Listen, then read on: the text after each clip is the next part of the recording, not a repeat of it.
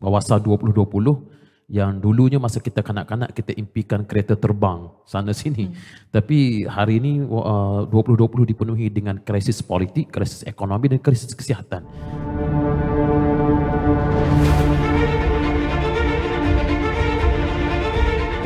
Bila disebut tentang apakah yang kerajaan patut rencanakan dalam bajet 2021 ini, saya melihat kerana kita menghadapi 3 krisis sekaligus. Wawasa 2020 yang dulunya masa kita kanak-kanak kita impikan kereta terbang sana sini. Tapi hari ini 2020 dipenuhi dengan krisis politik, krisis ekonomi dan krisis kesihatan. 3 krisis sekaligus, satu package yang cukup lengkap, yang lengkap untuk menjadikan hidup kita semakin tersepit pada hari ini. Jadi pada saya, kalau melihat kepada bajet ini, kerajaan mempunyai cabaran untuk melaksanakan beberapa perkara. Kalau saya boleh simpulkan kepada 4 perkara yang perlu untuk diutamakan oleh kerajaan, iaitu pertama, memastikan kesejahteraan rakyat. Memastikan kesejahteraan rakyat, kerana itu juga merupakan cabaran. Bagaimana rakyat mahu survive? Hari ini saya melihat bahawa rakyat semakin muak dengan permainan politik. Tinjauan saya dalam internet dan sebagainya, tak kira di belah-belah mana sekalipun, rakyat hanya mahu melihat makanan tersedia di atas meja. Itu paling penting, dan itu mesej kepada ahli politik supaya dalam hal ini mengenepikan perbezaan politik terlebih dahulu, kerana kita tahu bahawa situasi ekonomi yang sangat mengancam kita.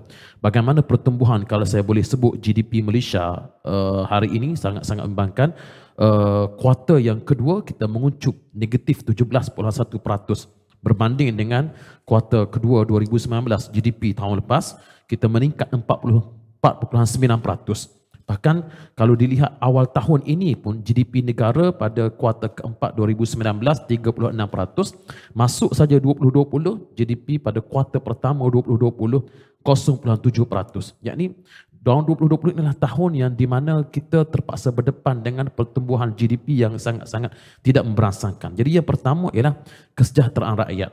Yang kedua ialah melandaikan COVID, lekuk COVID-19. Yang ini juga merupakan satu cabaran.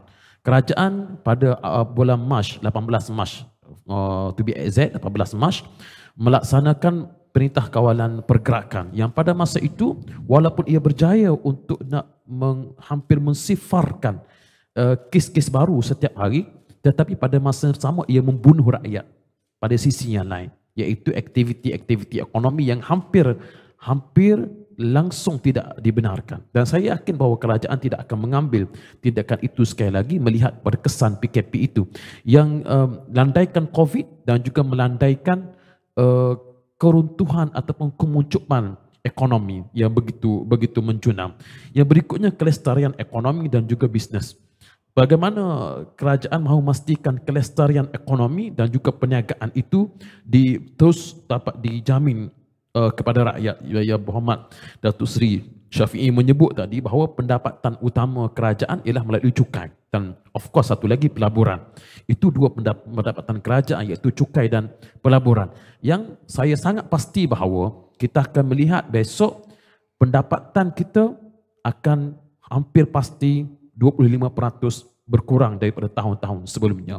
Kalau sebelum ni kita dapat pendapatan 270-260 bilion, tapi saya sangat-sangat pasti bahawa pendapatan kali ini kerajaan tetap terpaksa mengisytiharkan pendapatan kita ini tidak akan sampai walaupun mungkin sekitar 220-230 bilion. Artinya kita telah susut. Paling-paling tidak kita telah susut 20% atau 15%. Jadi dari sudut teori ekonomi, bila wang yang kita dapat itu kurang, kita perlu berbelanja kurang. Kalau wang kita dapat lebih, kita belanja lebih. Tapi hari ini kerajaan terpaksa melawan arus teori ekonomi. Walaupun wang yang kita dapat itu kurang, kita terpaksa belanja lebih. Yang akhir sekali ialah penyampaian sektor awam. Ini juga tidak boleh diabaikan oleh kerajaan, dan 4 perkara ini kerajaan perlu pastikan dapat dilaksanakan di dalam bajet 2021 yang akan dibentang besok. Terima kasih.